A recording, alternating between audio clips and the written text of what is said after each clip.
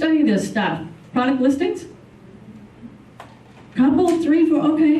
Man, guys, I love that stuff. I want to know how the customer thinks. That's when life gets really good. You find out what the customer is thinking, what are they saying, and you position your listing and your product in that way. So I'm going to talk about how to take advantage of the world's biggest funnel. It's pretty cool, isn't it? This is the brand launcher, the career launcher, the income launcher. It's a beautiful thing. So I'm going to talk about that. What we're going to cover, number one business lesson that I learned the hard way and why every e-commerce seller needs to know it. So 15 years of online experience, I've hit a few bumps in the road, and I would rather you know that ahead of time instead of getting hit broadsided, because when you get hit broadsided, it really, really hurts, and it can be very hard to get up off the floor. And then how to use the growth of Amazon to establish your business, your brand, and develop your own assets. So I will be talking about a particular method, but in no way, shape, or form. I just want you guys to kind of be at ease a little bit, the whole thing of sorting it out. Do I do sourcing China? Do I do online arbitrage? Do I retail arbitrage? There's so many choices, right? Private label, wholesale. Just you can kind of chill a little bit, you know. What I want to do is zoom out and give you an extremely important teaching point as you leverage Amazon, okay? So I'm going to dive in here. A little bit about myself. So they call me the Renegade, and that is through my book called The Renegade Network Marketer. And I was kind of shocked. The camera dude there, he's going, man, I've been following you for years. And then the barber here, and it's like, 2007? Yeah, 2007. So basically my background is I've been in direct sales since I was pregnant with my second child. So I did things like Avon. I heard someone say Discovery Toys, Kim, I think it was. I did a whole slew of home party plans. And my whole view of doing that is I was just trying to bring some additional income into the family household, similar to some of you are doing retail arbitrage. It's a side hustle, part-time gig to bring some additional income into the family household, right? I didn't have that option back then. I sure wish I did. No, instead I had to go schlepping from house to house with my stuff, my party goods, right? Anyways, through my book, we did $4.2 million in sales. It was our very first book funnel, and created 6, 7, and 8-figure income earners. And I sold about $20 million of my own products and affiliate products. 5 years ago, I made what's called a pivot.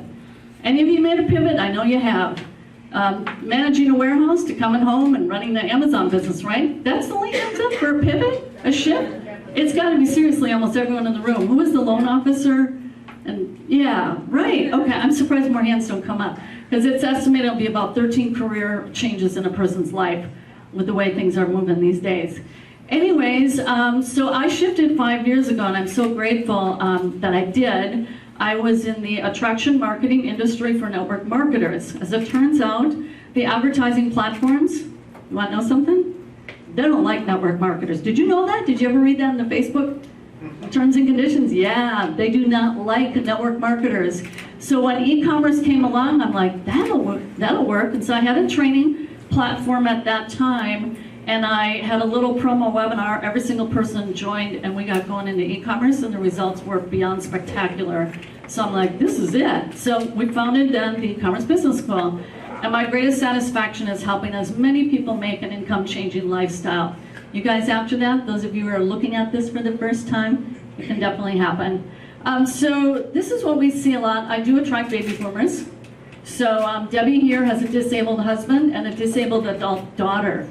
And we have this come to the mic experience at our events, and this is, I'm just ready to break out in tears here if I talk about it a little too much, but it's life-changing where her husband is disabled, her daughter is, and she started with retail arbitrage. She just started, and it's just like, this is changing people's lives, and that's very gratifying. To give people an opportunity that when you think of it, what would the baby boomers do? And we got people in the 70s and 80s doing retail arbitrage. Think about what an impact Amazon and Jeff Bezos has had on this economy, right? For people who would have had no other choice. So lots of fun. The 800-pound gorilla in the room. All right, so when I was brand new to e-commerce, that was fall of 2013, and then our master trainer, she was sourcing a lot from ASD trade show. How many have gone to ASD? A lot of you, okay. So I love to study people ecosystems. So I'm at ASD, And I like to talk to people and figure out what's going on relative to the roles and all that kind of thing. And so I'm talking to this vendor, and I'm just wanting to get to know the players on the field, kind of a deal. And he says, you know, this is not the ASD trade show. He says, this is the Amazon trade show. And what he meant by that is, you guys know there's a massive shift going on. Amazon has disrupted the entire path of the retail industry. Every single facet, every piece, every chain within the retail space has been disrupted by Amazon. And so, do you guys know what happened to the ASD trade show? Well, the ecosystem, see, they were used to brick and mortar business owners coming, right? That all changed. It's flooded with Amazon sellers. So there we were. That was in July of 2014. Speed forward 2016, we became the premier training company of choice at ESD Market Week. We did 14 presentations and workshops the last time we were there. But that's the big 10-ton gorilla, or 800-pound gorilla. It is Amazon. So what about that beast, right? The dominating force in e-commerce, valued at $816 billion, and actually I've seen it valued at $1 trillion. It's just all upward trending. So this is number of minutes spent on their site. You can see Amazon's just beating out everybody, right? Kicking butt. Why? Because he was so brilliant. Jeff Bezos, he invited in the third-party sellers. Walmart is doing that now. You heard Becky. She's a Walmart seller, Fulfilled by Walmart is called. But lots of luck, Walmart. Though I hear they are really doing well in their e-commerce. I'm 9 miles away from downtown Bentonville, home of Walmart. All right, so friend or foe? What do you think? Can it be your foe? Yeah. Did I hear a yeah? Yeah, that's right. It can be a foe. But it can also be this guy over here, right? So I'm going to share a little story, a little bit of point of context. So there's my DSD shot. That's maybe when I met you there, I think. I don't know. So the photo on the left is it was December of 2007. I wish I could sit down my mic because I want to do a little illustration. So how many of you have been in network marketing or direct sales? Hands up really, really high so I know. Okay, that looks to be about 35% of the room. The way that works is they are on top, correct? Avon or Melaleuca or Amway, right? And you're down here, correct? Isn't that how it is? And then when you go and you build that downline, who does that downline belong to? It belongs to the company, all right? I don't like that. So my book, The Renegade Network Marketer, flipped that formula completely upside down so that you are on the top and the MLM company is underneath. And you say, how's that possible? Has anybody read The Renegade Network Marketer? No, very few hands. Okay, what that is to teach network marketers to position yourself for people to come to you. And you do that by putting content, you know, via blogging, Facebook, etc. They're coming to you, and then you refer them to the MLM. Make sense? And so that means the MLM is in the right place where it belongs, underneath you. You're in the driver's seat, you're in control. So for me, I look at it as I'm the bus driver, and if I don't like what's shaken down with that MLM, because they changed their comp plan, the leadership gets all wonked out, all sorts of crazy things happen. And then I just say, okay, you in the back seat there, you're out. And I do what's called a redirect domain. Anybody know what that is? Yeah, you just changed that domain. We were driving traffic there, and now we're driving it this way. This is super important stuff, people. I really want you to understand this, high level, what this does for you. I was always in charge. When I rolled out with my book, The Renegade Network Marketer, I taught people, no, let me just qualify and say, that's a lot of work. You know, what Tiffany taught, she was spectacular, was she not? It was fantastic. She's in the driver's seat, isn't she? She's in charge, she's in control. Now, how about you as an Amazon seller? Are you in charge? No, not so much. See, that's what I don't like. And because I've been around the block, I want to explain it to my Amazon sellers to give them the proper role and perspective that Amazon should place in your business, in my opinion, okay? So anyways, those are the glory days, 4.2 million from an ebook funnel. But check this out. So what we were doing is my son was a Google AdWords expert. He was the top affiliate for programs like Best Western, Walmart, GetResponse, etc. And then I was working to get my consulting certificate, or a marketing consulting certificate and whatnot. And then he came online, or came in to work with me as well. We partnered up, right? How many of you are working with family members? You partner up? So my son was kicking butt, I was kicking butt. I said, we should work together. So we built a list of about 450,000 subscribers in about a 2 to 3 year period using Google AdWords. And then, December 3rd, 2009, right about 8:47 p.m. or so, I get this email. Did you say, oh? I know that. Bam! Cut my legs right out from underneath me, and my stomach, it fell right to the floor. Did that happen to you when some of you said you got suspended? Your stomach goes to the floor, doesn't it? Whatever that is, hydraulic acid in your stomach, whatever, some awful thing. Like, well, it was mostly to do with direct response marketers. Those were the easy days, by the way. So all you had to do was have a squeeze page, drive traffic to it with those keywords, and you were kicking butt, as long as you had good sales copy. And so along came that Google slap, and I have never been, that was the worst, right? And we had a team of about 8 to 10 people at that time, and I was rendered literally no income. But I had something really special.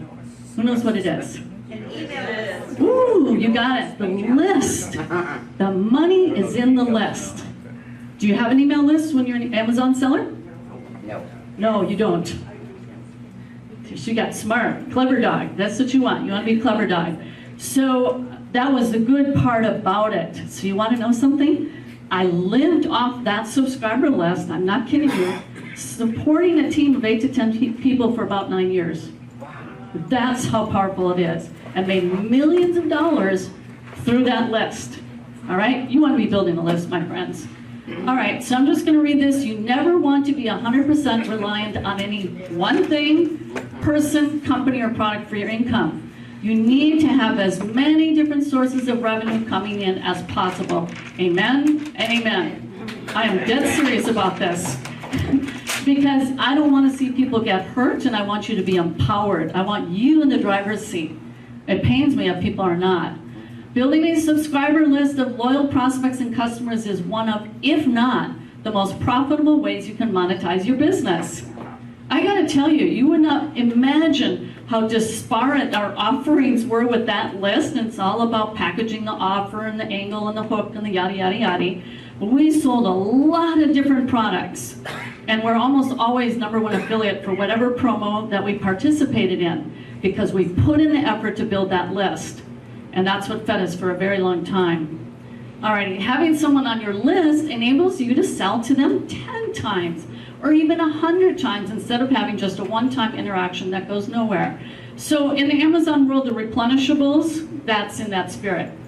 You know, not to say necessarily they're going to come right back to you per se and buy your exact product in the buy box at that time, but that's kind of moving in that direction, but you're still not really totally in control. But you kind of see the parallel with replenishables, especially in the food category. They eat their banana chips or whatever they got, and then they want to reorder again. But does this, guys, how many of you have any kind of internet marketing background that this makes some little bit of sense? Okay, some of you are. I'm just telling you, this is where you want to go for the long play. It takes a lot of skill to do this, but it is oh so worth it for the long play, because I never want to see you harmed and left fending for yourself with nothing to show for it, or worse yet, $100,000 worth of inventory sitting in the Amazon warehouse. People were terrified in 2016 when all the suspensions were coming through. Alrighty, so I was at an event similar to this. It was called SCO. I don't know if any of you had gone to SCO. Yeah, some? Okay, there you go. And so I don't know this guy. I came up and spoke with him afterwards. Chad Rubin is his name. He's the founder of Scubana. And he was relating this story that it was a family business that was brick and mortar, and they were selling vacuum cleaner bags. And he told the family, I'm going to take it online. They're like, what? You can't, that'll never add up to anything. Well, they made $20 million a year on Amazon selling vacuum cleaner bags. They were crushing it. And then he's going to go on a vacation to Greece, and he got that email. I thought, dude, I can relate to you. Granted, it wasn't Amazon for me. It was, Google AdWords, but all to say, So what happened as a result of that? He was telling his story, hard lesson learned. See, I don't want this to be your hard lesson learned. Some of you are brand new. I just got to give you this heads up of what could happen. And so he was proud to show, with a lot of effort, he was 50% multi-distribution, multi-channel. Some of you are talking about multi-channel, some of the presenters, right? I think Becky, yeah, multi-channel. Don't put all your weight into Amazon. All right, that's the message. So what is Amazon to you? I think it was Elena said this. They're a traffic source. It's a traffic source. Just like MLM, all that is by having this whole bunch of distributors, that's a distribution channel and nothing more, right? It's a distribution channel of people running around word of mouth, belly to belly, trying to pitch their gig. So that's what Amazon is to me, and that's what I teach my people. You want it to have it be one tool in your tool belt, but not the entire tool belt, okay? Build long-term assets, go for the long play. So how to leverage Amazon's traffic to get a leg up. And Amazon is beautiful, it's only getting better. We heard from Chris Green, those 3 new methods. I was pretty gaga over that, right? Amazon Live, I'm like, oh yeah. Free list building, sign me up. All right, so I'm gonna share with you a method, and like I say, I may or may not be a fit for you at this time, but this is what I'm teaching my community at this time. So Amazon, 310 million active buyers, so a common mistake is not to take advantage and really know what you have available through Amazon to take you to the next level. And then common mistake is being dependent. We don't want to do that, do we? But you know, here's how it looks. Riding high in April, shot down in May. Because you know what? I didn't fully heed even my lessons from the Renegade Network Marketer, which said, do not depend on one thing, one product, one channel, because I became 100% dependent on Google AdWords. So check this out. When we had our windshield replacement business in the St. Paul, Minneapolis area, we didn't have this internet stuff. We certainly didn't have social media, but my husband was landing accounts with car dealerships. He would service the service aisles. Anyone from the automotive industry at all? Okay. So, and then we would run ads in this local paper called The Clipper, and we would give rebates. But then guess what happened? Under Jesse Ventura, the new law came out in the state of Minnesota, and it prohibited us from giving a rebate through our advertising practices. Oh, wow. It's funny that way.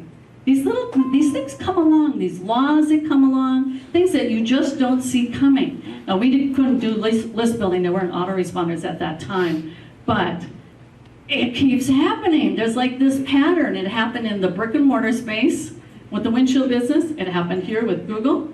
And by golly, it happens here with Amazon. So I want you to think big picture long term to prevent these kind of things happening to you, because it's definitely not fun.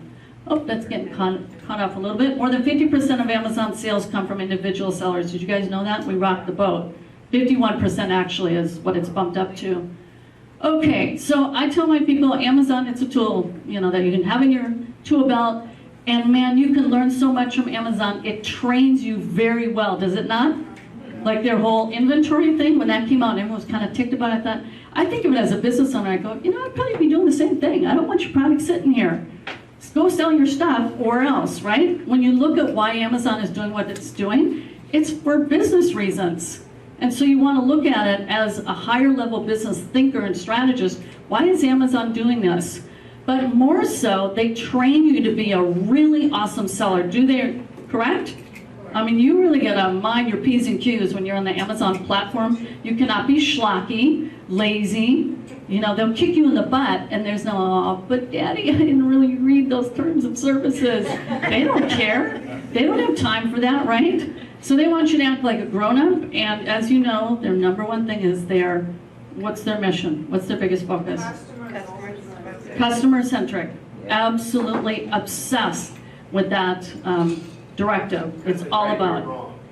That's right, yeah. The customers, my husband and I have a different view on that as we run business, but for Amazon, it's always the customer is right.